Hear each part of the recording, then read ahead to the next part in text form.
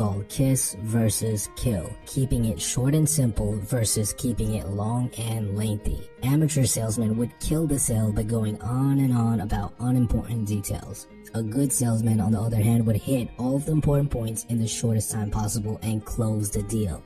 Tip number 1 is to be efficient with your speaking. Conversation is all about quality. Try to remove all types of filler words like like, I guess, well, you know. These words bring no value to the conversation and they literally mean nothing. Listen to the following paragraph. What did you do this winter? Well, I had an okay time this break. I went snowboarding for the first time with some of my friends and well, it was actually a lot harder than it looked. That's about it. I guess I had fun. Haha. Now compare it to this. What did you do this winter? Me and my friends went snowboarding. It was actually my first time and it was a lot harder than it looked. Notice how the second version is much shorter, but the information being conveyed is the exact same. However, it sounds more confident and even more sophisticated. Don't be afraid to take pauses instead of relying on filler words as a crutch. Pauses can be powerful and can emphasize different parts of the message. Here's an example of pauses in action with the same sentence that we mentioned before. Me and some friends went snowboarding. It was actually my first time, but it was a lot harder than it looked. Tip number 2 is to use pauses to emphasize different parts of the message and to deliver more powerful messages. The following skill is probably the single most important skill in terms of overall conversation ability. If you can master this one skill, you'll be able to have endless conversation with just about anybody. Tip number 3 is conversational threading. Within every sentence, there are different topics that you can branch off into. Let's take a look at the following sentence. I live in New York City, but I've always wanted to move to the suburbs. It's because I love nature and I hate being around too many people. There are 4 different topics that you can branch off from here. You can talk about that time you wanted to visit New York City. You can talk about how you feel living in the suburbs.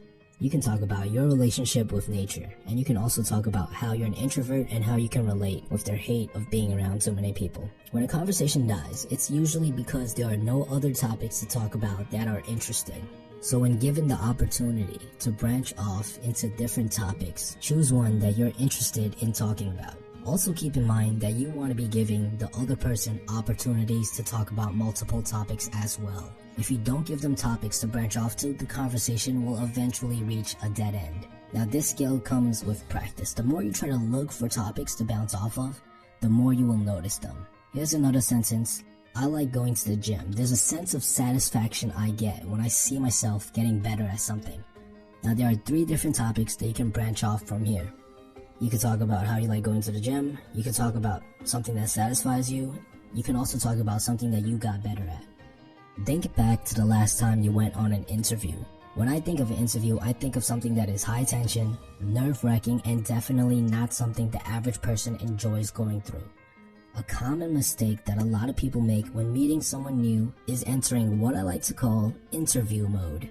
They bombard the other person with question after question after question, and this can be extremely uncomfortable. The issue with asking too many questions is that it makes the conversation very one-sided. When you ask a question, you're not sharing any information about yourself. All you're doing is demanding information from the other person. This is where that uncomfortable feeling comes from. There's a lack of connection that's being built. You want to be sharing information about yourself as much as possible so that you can build rapport, build a connection. Tip number 4 is to use statements instead of questions. When you make statements, you share information about yourself. Pay attention to the next time you hang out with your close friends or buddies. You'll notice that the majority of the conversation is with statements. Once in a while, a question is thrown in as a natural step in the conversation, but the large majority will be all statements. Now there are a lot of different types of statements, and I'll cover the main ones.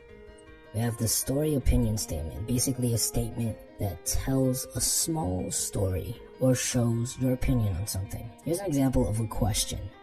What are you scared of? Here's an example of the story statement being used to replace this question. I used to be terrified of the dark. When I was a kid, I would sleep with my head under the covers to hide from all the monsters and ghosts. Notice how the question shares nothing about yourself. It doesn't really give the other person a topic to jump to besides answering your question. So you're only giving them one thing to talk about.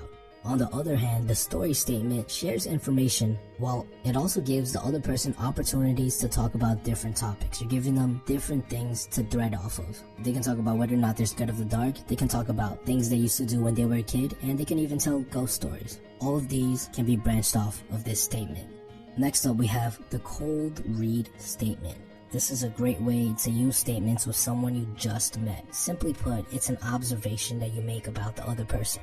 Instead of saying something like, hey, what do you like to do for fun? You can say something like, hey, you look like a fun person. I bet you have some interesting hobbies. This is a great trick because the person can respond in 3 different ways. Number 1, you're wrong, and they'll correct you. I'm actually not fun.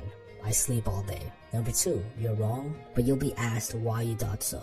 I'm actually not fun, but I'm curious as to why you thought that I was. And number 3, you're correct, and a large amount of rapport will be built instantaneously.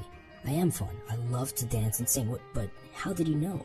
Each of these ways gives you many more opportunities to branch off into different topics as compared to the simple question, what do you do for fun? So you're sharing information first, and you're not asking anything from them. It's up to them to decide how to respond. And finally, we have the random statement. They're completely random statements that are literally thoughts that just pop into your mind. And they can range from anything about things that are happening around you, observations, stories, random thoughts. There's a whole lot of things you could talk about. Here are some examples. I'm tired of my friends. All they do is talk about sports all day. Look at that guy. He's having so much fun. I wish I could be that loose. I'm thinking about taking a year off from school. Each of these statements share a lot of information about yourself. They also provide multiple topics to branch off into. And finally, they bring a sense of creativity and spontaneousness to the conversation. There's 3 other tips that I could cover, but each one has so much information that it would literally take me an entire video just to cover. We could talk about humor, which is an extremely complicated way to dance and play with your words. We could talk about storytelling, which is essentially telling a captivating and exciting story that will allow strangers to jump into your world. Or we could talk about how to have a deep conversation, which is an essential tool to building long-lasting, valuable relationships. What I'd like for you guys to do is to comment below and let me know which video you want me to work on next. Now remember, conversation is a skill, and just like any skill, there is value to learning it. But the most growth will be experienced when you actually go out there and you practice what you've learned. By applying some of the tips and tricks that we covered today,